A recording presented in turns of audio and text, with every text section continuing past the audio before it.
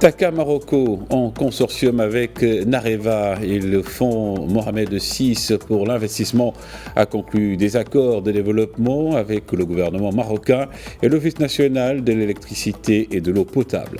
Ils concernent des projets stratégiques dans les secteurs de l'énergie et de l'eau, dans le sillage du partenariat consacré par la déclaration conjointe de Sa Majesté le roi Mohamed VI et Cheikh Mohammed bin Zayed Al Nahyan, signé fin 2023 à Abu Dhabi.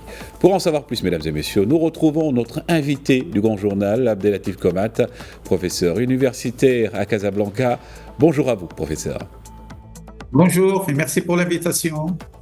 Alors, ces accords concernent notamment de nouvelles capacités de production d'électricité flexible et bas carbone, fonctionnant au gaz naturel et de capacités renouvelables. Sur le développement de ces projets-là, que sait-on déjà ?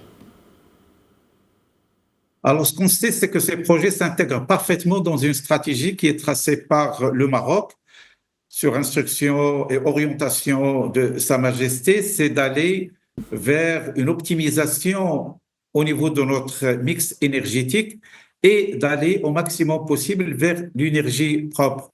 Vous savez que ce que vous avez évoqué comme deux axes, à savoir bien sûr l'énergie à bas coût basée sur le gaz naturel et puis les énergies renouvelables, aujourd'hui, ils sont prônés au niveau mondial.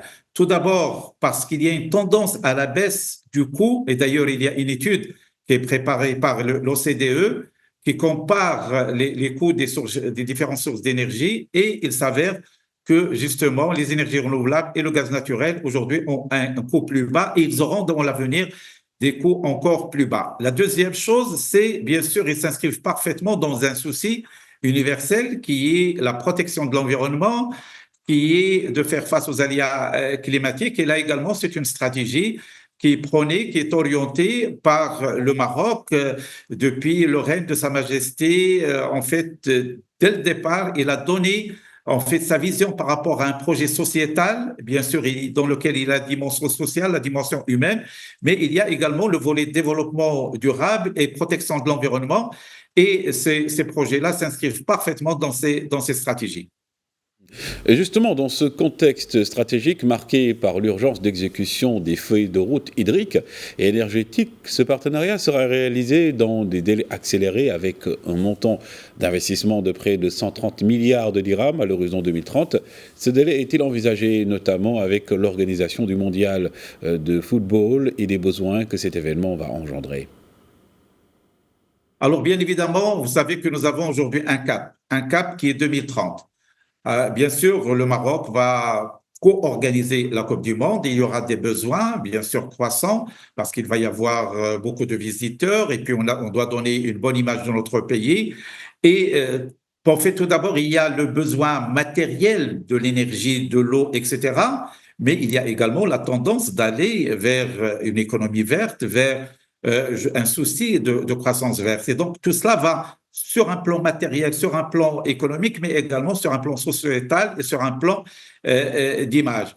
Alors, l'échéance aujourd'hui, c'est 2030. Donc, nous avons à peu près 5 années pour réaliser ces projets. Mais je crois que le Maroc aujourd'hui a développé une expertise.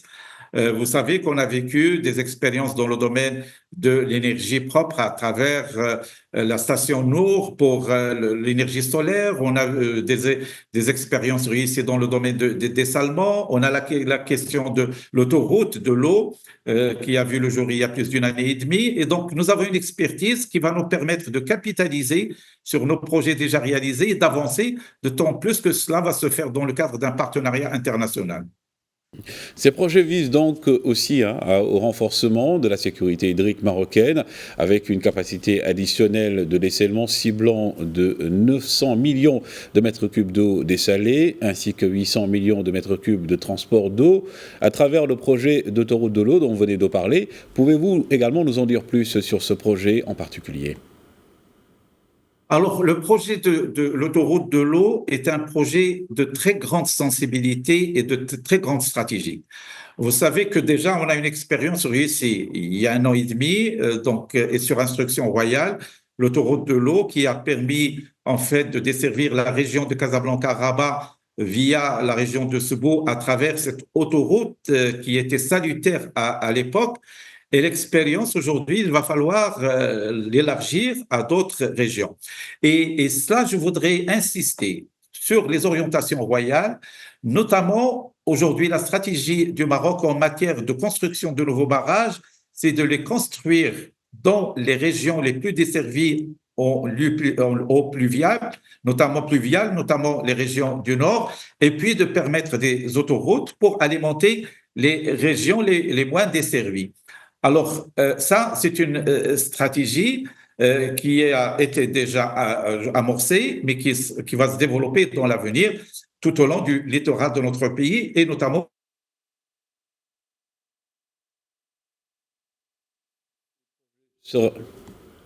L'ensemble également de ces projets sera détenu à part égale entre TAQA Marocco et Nareva, avec une participation donc de 15% pour le fonds Mohamed VI pour l'investissement et les autres acteurs publics. Est-ce à dire que des projets d'un tel niveau d'investissement ne peuvent être réalisables qu'avec le partenariat public-privé ? Alors, bien sûr, l'entrepreneuriat public-privé est très, très important. Vous savez que aujourd'hui, c'est la tendance au niveau mondial. Il s'agit du privé de capitaliser sur les capacités, sur l'expertise du public, et il s'agit du public de capitaliser sur le management, sur la rationalisation et l'optimisation des ressources tel qu'il est connu chez le privé. Et donc, il s'agit en fait d'une convergence, il s'agit d'une mutualisation des moyens dans le sens de mener des projets de grande dimension en termes de besoins d'investissement, mais également d'impact social, économique et stratégique. Et aujourd'hui, dorénavant, que ce soit au niveau régional, au niveau national, le Maroc de plus en plus opte pour des projets dans le cadre du partenariat public-privé. Justement, ces projets d'investissement sont à la hauteur de l'excellence du partenariat entre le Royaume du Maroc et les Émirats arabes unis. Peut-on dire que tous les domaines d'activité sont concernés par la très bonne relation entre les deux pays également ? Effectivement, en fait, on se rappelle de la visite, je dirais, hautement symbolique menée par Sa Majesté aux Émirats arabes unis il y a un mois et demi. Et ce qu'on est sorti comme positionnement hautement stratégique de la relation entre les deux pays. Donc aujourd'hui, nous sommes sur des montants d'investissement importants. Nous sommes bien sûr sur des projets hautement stratégiques. Bien évidemment, comme vous l'avez dit, le partenariat et la coopération avec les Émirats arabes unis touchent plusieurs secteurs historiquement. Nous sommes dans l'hôtellerie, dans le tourisme, dans l'immobilier, dans l'infrastructure. Mais la tendance dorénavant, c'est d'aller davantage vers des secteurs hautement stratégiques. Et là, bien sûr, on parle de tout ce qui est dessalement, de tout ce qui est infrastructure, de tout ce qui est économie verte, et puis l'industrie de pointe. Alors tout cela fait que, c'est vrai, c'est un partenariat modèle entre des pays amis, frères, mais qui pourrait également être un modèle habilité par d'autres pays parce que effectivement cela renforce la relation, cela nous mène vers un destin commun, cela en fait va dans le sens d'échange d'expérience et d'expertise. Et je crois que le Maroc, avec d'autres pays également, vous savez que le Maroc est un pays qui a toujours été ouvert sur l'international, qui équilibre ses relations, mais avec certains pays comme les Émirats arabes unis, nous sommes avancés je dirais, à un niveau encore plus élevé. Et cela, bien sûr, c'est une initiative royale qui, en fait, aujourd'hui, est en train de donner de très grands résultats en termes de partenariat et de coopération. Un modèle exemplaire donc à pérenniser. Merci encore à vous, Abdellatif Komat, pour les précisions.